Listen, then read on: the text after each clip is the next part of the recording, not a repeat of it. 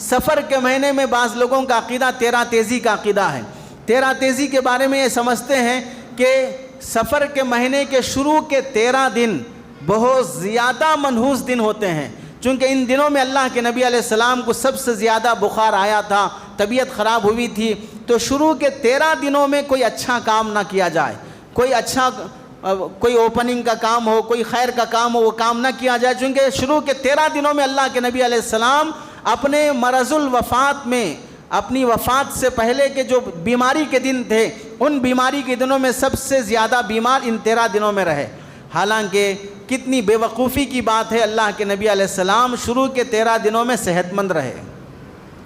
بیماری جو بڑی ہے کب بڑی ہے؟ سفر کے آخری دنوں میں بڑی ہے، سفر کے آخری دنوں میں بڑی ہے۔ اس کے بعد ربیع الاول کا مہینہ ہے تو ربیع الاول کے مہینے میں وفات ہوئی ہے۔ اب آپ دیکھیں، آپ علیہ السلام بیمار ہوئے سفر کے آخری دنوں میں، لیکن سفر کے آخری دنوں میں ہم لوگ بعض گاؤں دیہات کے رہنے والے آخری چہارشنبہ کے نام سے مناتے ہیں، حلوہ بناتے ہیں، پارکوں میں جاتے ہیں، گھومتے پھرتے ہیں، پارٹی کرتے ہیں، کھاتے ہیں، جھولے جھولتے ہیں۔ کیوں جھولتے ہیں؟ کہ سفر کے آخری دنوں میں اللہ کے نبی علیہ السلام صحت پائے، اور صحت ملنے کے بعد آپ علیہ السلام تفریح کرنے کے لیے گئے، گھومنے کے لیے گئے، حلوہ بنا کے کھائے، حالانکہ سفر کے آخری مہینے میں ہی آپ علیہ السلام بیمار ہوئے ہیں۔